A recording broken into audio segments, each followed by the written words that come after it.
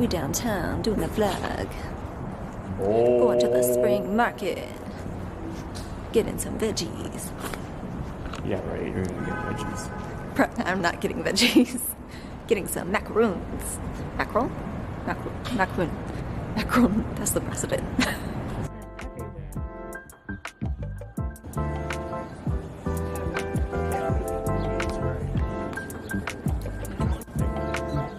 Egg noodles?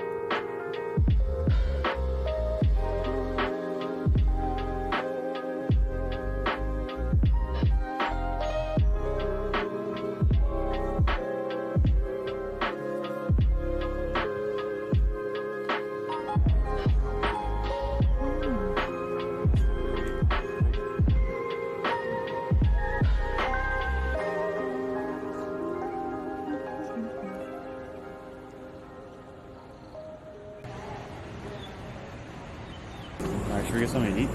We should get something to eat because the spring market is canceled and we didn't know. Cancel. But we got a good walk, so there's that.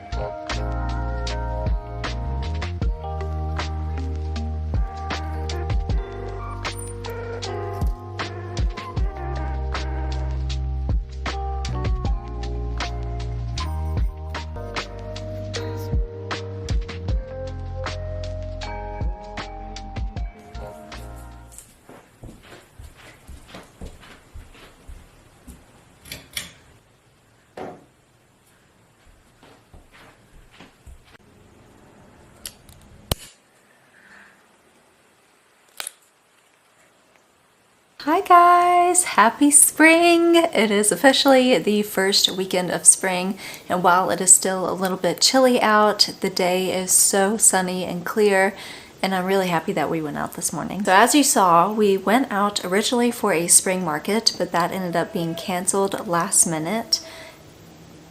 Okay, Teddy is in the shower singing upstairs. I don't know if you can hear that, sorry if you can. But we went to a spring market that ended up being canceled. So instead we went to go get brunch, then we got coffee, and then we went to a thrift store where I didn't buy anything this time, but maybe next time. Now we are back home, and I do want to apologize for dipping out on YouTube for like the last few months. I think the last video I posted was a month ago, and that was one of the last honeymoon cruise videos. But this is the first time I'm filming a video in about 2 months. I guess more than that actually, since Christmas. After the honeymoon cruise and Christmas, we came back home, and I'm gonna be honest, I just was not feeling very inspired or motivated. We got really busy trying to catch up with friends, and then my mom came to visit recently, and we also had some things happen with our cat Loafer, who has been battling cancer since late last year. And we've had a lot of setbacks, and this week we decided that we were not going to continue treatment anymore because it wasn't working.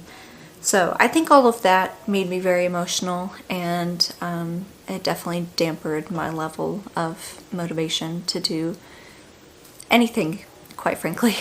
After processing everything that's happened and just kind of acknowledging and accepting that, you know, the treatment's not working and that we will in fact lose Loafer probably this year, if not in a few months or even weeks, I weirdly enough have felt some relief. I think just getting answers, just like knowing for sure what's going to happen. The treatment process was difficult for me and for him, especially, of course, going to the vet over and over again is very stressful for a cat or dog or any animal. And I think he definitely was not handling that well. And so in a weird way, it's kind of nice that we don't have to keep doing that anymore. And now we can just take a breath and kind of enjoy our last few months with him. And since I've processed all of that, I feel better. Oddly enough, I feel better, despite the fact that I know what's going to happen in the near future. So here we are, getting back on the train and filming again. So let's get to what you guys are here for, which are my February favorites, which includes several books, some clothes, some jewelry, and a memory. Up first, for all my bookish people, our favorite books. Now these are not all of my favorite books. I do have some books that are on my TBR list for this month, but I will talk about my two favorites real quick. First we have The Bell Jar by Sylvia Plath. This book was recommended to me by a friend. I've read some of Sylvia's poems, but this is my first time ever reading this novel. This is her one and only novel, and I really liked it.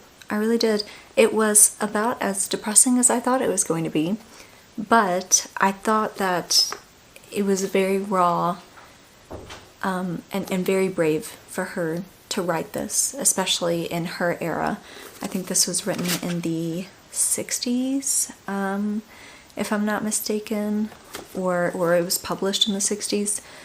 There's a whole, I don't know if every single edition of the book has this, or if it's just this one, but there's an entire autobiography here at the very back, and that's very educational. If you don't know anything about Sylvia Plath, you can look for that in the back. It's a really good read, I think, and for anyone, but especially young women. It talks a lot about this character who a lot of people theorize is really just like Sylvia writing like as herself. The character is a young woman who is struggling with the societal pressures of just being a woman, especially with the expectations of that time that honestly still exist today.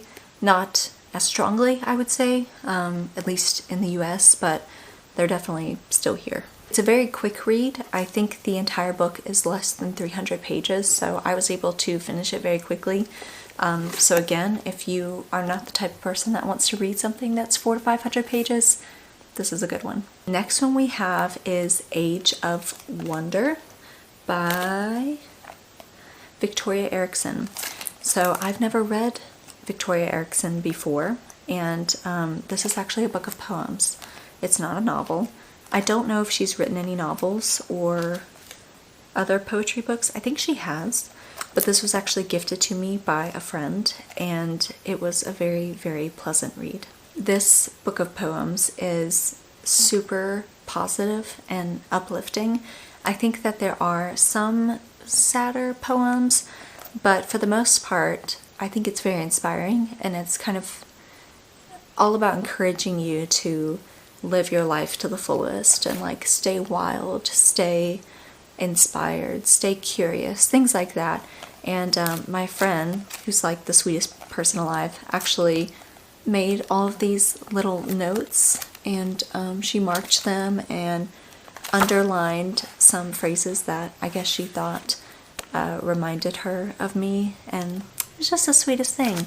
So yeah, if you're looking for something really positive to read, especially after reading this, pick up Age of Wonder. by Victoria Erickson. Now the books that I am currently reading this month or want to read this month are The 7-Year Slip. This one is quite popular, I think, on the Book Talk and the Bookstagram and all the things.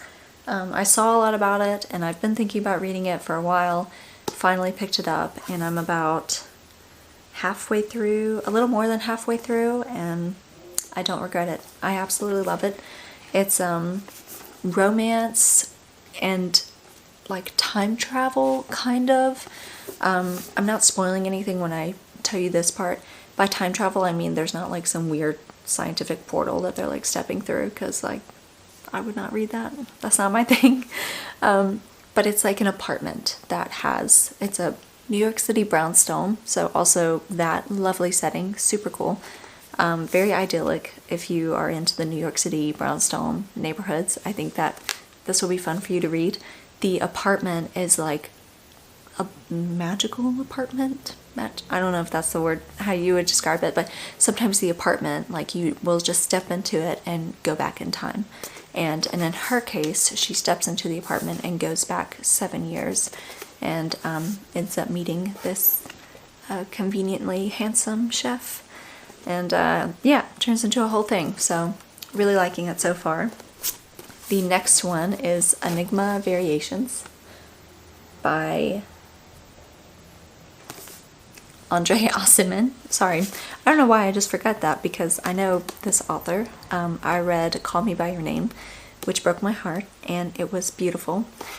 And this one I'm not as in love with it as I was with Call Me By Your Name, though I'm only 77 pages in.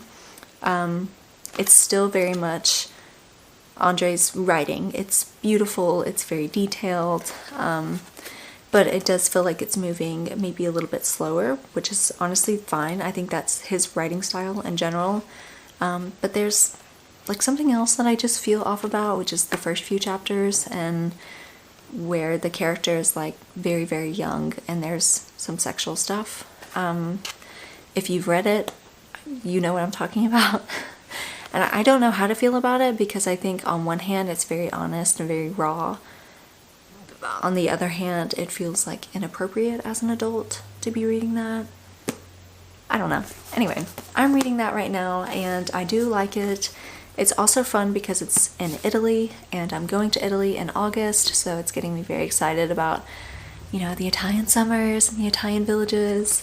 So yeah, I will finish it and we'll do a book review next month. Last but not least, we have The Bluest Eye by Toni Morrison.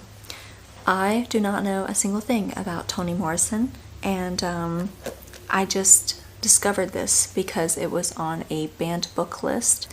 The county that I live in has a list of banned books where they banned them. I think it's just public libraries and the school libraries, and this was one of them. So I bought it, A, to spite the people who banned it, and B, because, as the saying goes, if a book is worth banning, then it's probably worth reading. So I'm really excited about it. It is about a young black girl who is struggling with the idea of beauty and the beauty standard of that time, and honestly of this time as well. I've not started reading it at all, so I don't have anything to say about it, but hopefully next month we will finish it. My next February favorite is this faux leather jacket that I got from Amazon. I have worn it so many times since I bought it. It's actually very comfortable. It is from Amazon, so I don't think it's like the greatest quality on the planet, but it fits. It's put together as of right now. Not sure how it's gonna look next year, but we'll see. I've been trying to thrift a real leather jacket for the last 2 to 3 months and just haven't had any luck at all. Usually what I found was not my style, not my size, maybe it wasn't in great condition, or still just really expensive, which I know that, you know, leather products are expensive, and I get that. That's also why I did not buy a new leather jacket, because they were all like $300 and up. I even searched on eBay, and there was one that I almost got, but I chickened out at the last minute because I'm nervous that I might order it and then it's not my size, and then I have to go through the whole process of returning it, and I don't even really know how that works with eBay. So yeah, we opted for the quick and easy route, just buying faux leather off of Amazon, and I actually really like it. I think it goes with everything. It's comfortable, it fits, and yeah, I recommend. I will leave a link below if you're interested. My next February favorite is this little pair of earrings that I got from the farmer's market. I think they're super cute and well made. They were made locally, and they have these little tiny pressed flowers in them that I think is really cute, and I've been wearing them quite a lot. I actually should have worn them today because I think that they would have gone well with the cardigan. But yeah, that was my February jewelry buy, and I'm really happy with it. Last but not least, I have my favorite February memory, which was Valentine's weekend. So Valentine's weekend, I of course went on a date with Teddy, my husband, and we had a lovely little Valentine's night. We had to wait like an hour and a half for our table because we didn't reserve ahead of time. Actually, no, that's a lie. We did try to reserve a restaurant 2 weeks in advance, and they were all booked. Every single one. So we ended up going to this other restaurant that does not take reservations at all. And it ended up being a wait, but that was okay. We just drove around for a while, and we had some frou-frou cocktails and some really good food, and it was just a good night. The next night we had Galentine's, which is, if you're not familiar with this, it is Valentine's for your girlfriends. So a group of my friends came over, and I decorated the dining room, and I bought cake, and we made food, and then we played a card game, I think. And it was just really wonderful. I really enjoyed it. And now I am super excited about Valentine's Day next year.